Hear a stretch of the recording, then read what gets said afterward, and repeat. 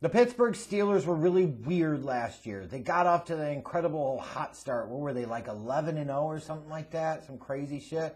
And then lost 4 out of their last 5. So they're 12-4, get into the playoffs, and you're like, okay. And we still held on to win the division, but clearly something was up. That changed towards the end of the season. Might have been they started to play better teams. Well, what's going to happen in that playoff game against the Browns? And the Browns went in there and kind of stomped them. I know the final score isn't looking like a 30, 40-point blowout, but they dominated pretty good. Like, they got up on them so big in the first half that Pittsburgh just didn't have a chance to recover. The Steelers looked overmatched. Big Ben looked washed and done. And it looked like, in some ways, a bit of a passing of the torch in that division. So, going into this offseason, a lot of questions about what the Steelers are going to look like in 2021. Was Big Ben going to come back? Well, we found out the answer to that. Marquise Pouncey retired, which led to some speculation that they had talked about before, that they would play together and then retire together. But apparently Big Ben said, nah, fuck all that. I've got some more games to play. So he decided he was going to come back to play in 2021, whereas Marquise Pouncey, longtime cornerstone of that offensive line at center, has since retired. You lost Bud Dupree and Mike Hilton, Matt Feller, Alejandro Villanueva, James Conner, Sean Davis in free agency. For some of those guys, are more notable losses. Certainly Bud Dupree is one. Mike Hilton's another one. Villanueva's another one. But some of these other guys, potentially just because they were names that played, contributed, started the past couple of years, doesn't mean that they're not replaceable talent. But certainly some change to this roster from last year. They added Melvin Ingram and Trey Turner, Miles Killebrew, B.J. Finney. So they added some guys, but they didn't exactly add big-time, game-changing talents on either side of the ball. So you feel like you're looking at a Steelers team with Big Ben, another year older, coming off of that really bad playoff performance against the Browns. What does he even have left in the tank, if anything? With no real true, for sure option behind him, like maybe Dwayne Haskins someday. Who knows? I doubt it. Like, history would suggest no, but strange things have happened. But right now, like, you look at the Steelers team, on paper I look at them a little bit and wonder if they took a step back, and what you're going to see out of them in 2021 is more of a reality of the team they actually were in 2020, even though the record didn't fully match it. When you go to the draft, in the first round, I think a lot of us had them taking Najee Harris, the running back from Alabama, at 24, and that's exactly what the hell happened. Certainly envision him being an upgrade in the running game over James Conner. They took Freiermuth, the tight end from Penn State, in round 2. And with Eric Ebron in the last year of his contract and being a bit of a disappointment last year, you wonder if Freiermuth is going to get some opportunities and he's going to bring something a little bit different in terms of that offense. It would certainly be a nice added bonus for Big Ben in this Pittsburgh Steelers passing attack that at one point in time, was among the very elite in the league just a few years ago. My, oh my, how the times have changed. So then I go and I start thinking about this team, looking at them on paper in 2021. Like, I referenced in the Cincinnati Bengals preview that, there's still a bit of a gap there, but I feel like the gap is closing.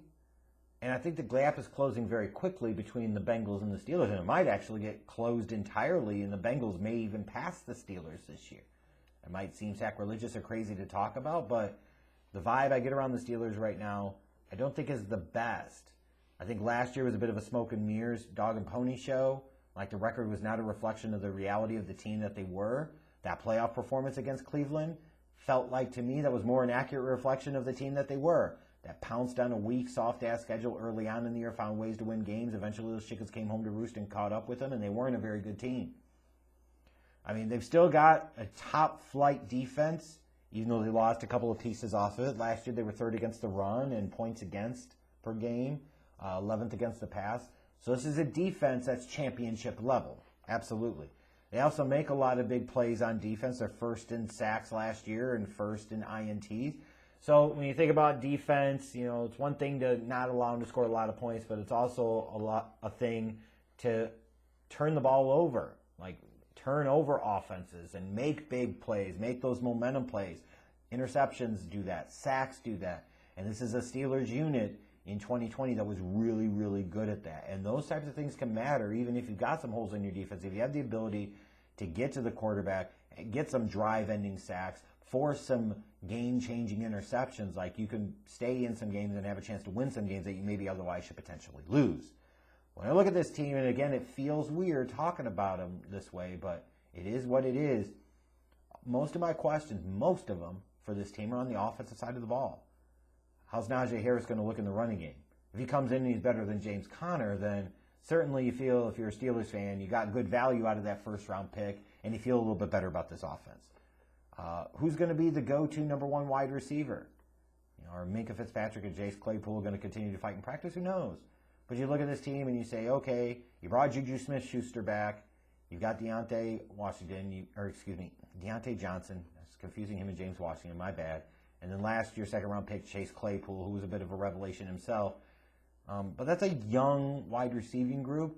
And do they have a star? Do they have a clear-cut number one guy? Like Juju getting a lot of media attention the past couple of seasons, but he didn't even surpass 1,000 yards receiving last year. So it's more of like name and brand and face recognition than it is actual production on the field. Who's going to be that go-to dude? Who's that clear-cut top option, that clear-cut number one guy? Are they going to find one this year? Is it going to be Juju? Is it going to be Chase Claypool? That's going to be an important question. That offensive line, you had some changes on that offensive line, so you have some questions there.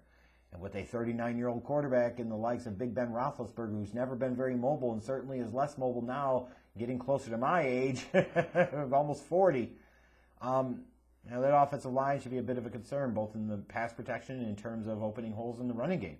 And then I come down to Big Ben Roethlisberger. This is a dude who's been the face of this franchise for a decade and a half. Been to 3 Super Bowls, won 2 of them, but that shit all happened a decade plus ago. The reality is, when you look at 2020, Big Ben at times looked like a shell of his former self, and he certainly most especially did when it came time to the playoff game, the wild card round against Cleveland. He looked like he was done. He looked like it damn near might be the last game of his career. He came back, probably in part because he didn't want to leave with that taste in his mouth, but it was not good. And I can't say that I feel incredibly confident about this being a great resurgence season for Big Ben when I don't have a ton of indication to think that that's going to happen. Also, looking at this, this could potentially be Big Ben's last dance. It feels like we said it before because we have, and going to say it again until it is actually his last dance. But it really feels like 2021 might be the last year. And if it is his last dance, I wonder how much that's going to rally or inspire his team, or could it be the opposite? And even Big Ben is a little less motivated because he can see the end of the road coming. And he's like, yeah, I just kind of ride out the string, make my money, and go the F home and wait 5 or 6 years to make the Hall of Fame. But lots of questions to me. Like I said, ironically enough, weirdly enough, most all on the offensive side of the ball. When I look at their schedule, I always approach it a little bit different when it comes to the Steelers. Sometimes you always look at marquee matchups and certainly focus on some of those, yes, especially the ones the last 4 weeks of the season. Bit of a tough schedule for the Steelers, especially the last 4 to 6 weeks. But you look at weeks 9 and 10, hosting Chicago and hosting Detroit. Traditionally, these are the games that the Steelers struggle with, to beat the bad teams, especially the bad teams at home. Chicago, even if Justin Fields is starting at that point, is at least going to be an average or mediocre team, maybe even a bad team. Detroit could potentially be the same thing. It's games like these. There are others on the schedule, but these are just 2 that I called out. When you're going up against a Cleveland and a Baltimore, they're probably going to be able to handle business against these teams.